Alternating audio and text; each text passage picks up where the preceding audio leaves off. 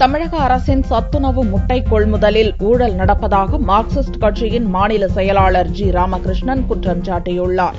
மதுரையில் மார்க்சிஸ்ட் கட்சி அலுவலகத்தில் மாநில செயலாளர் ஜி. ராமகிருஷ்ணன் செய்தியாளர்களை சந்தித்தார். அப்போது அவர் தமிழகத்தில் ஒரு நாளைக்கு சத்துணவு திட்டத்திற்காக 60 லட்சம் முட்டைகள் விநியோகம் செய்யப்படுவதாகவும், அதிமுக ஆட்சியில் சத்துணவிற்காக முட்டை பொரிக்கும் ஒப்பந்தம் ஒருவரிடம் மட்டுமே கொடுக்கப்பட்டுள்ளதாகவும் குறிப்பிட்டார். கடந்த ஆட்சி காலத்தில் மாவட்ட வாரியாக கொள்முதல் இருந்த நிலையில் தற்போது ஒருவரிடமிருந்து கொள்முதல் செய்வது மூலம் அரசுக்கு பல கோடி ரூபாய் இழப்பு ஏற்பட்டுள்ளதாகவும், இதுகுறித்து சிபிஐ விசாரணை நடத்த வேண்டும் என்றும் ராமகிருஷ்ணன் வலியுறுத்தினார். தமிழ்நாட்டில் அதிமுக ஆட்சி பொறுப்புக்கு வந்த பிறகு மாநிலம் முழுவதும் சத்துணவு கூடங்களுக்கு கிட்டத்தட்ட ஒரு 60 லட்சம் முட்டை, சுமார் 60 லட்சம் முட்டை ஒரு நாளைக்கு சப்ளை பண்றாங்க. அந்த 60 லட்சம் முட்டை சப்ளை பண்றாங்க. ப்ரொக்யூர் பண்ணக்கூடிய கான்ட்ராக்டர் ஒருத்தர் கொடுத்திருக்காங்க. அரசு கொடுக்கிறது ஒரு முட்டைக்கு 4 ரூபாய் 50 பைசா. பல்கா ப்ரொக்யூர் பண்ணா விலை எவ்வளவு குறைச்சலா இருக்குன்னு உங்களுக்கு தெரியும்.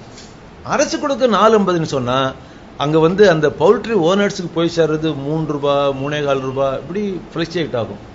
ஆக இதுல அரசுக்கு பல 100 கோடி ரூபாய் இழப்பு ஏற்படுது. இந்த முட்டை ப்ரொக்யூர் பண்ணி சப்ளை பண்றது அரசுக்கு இழப்பு ஏற்பட்டிருக்கு. அதை விசாரிப்பதற்காக ஒரு சிபிஐ விசாரணைக்கு உத்தரவிடுவதற்கு மாநில அரசாங்கம் வலியுறுத்தும் என்பதுதான் மார்க்சிஸ்ட் கம்யூனிஸ்ட் கட்சி மாநில செயற்குழு முடிவெடுத்திருக்கு. நான் உங்களுக்கு உங்க கவனத்துக்கு கொண்டு வர விரும்புறேன்.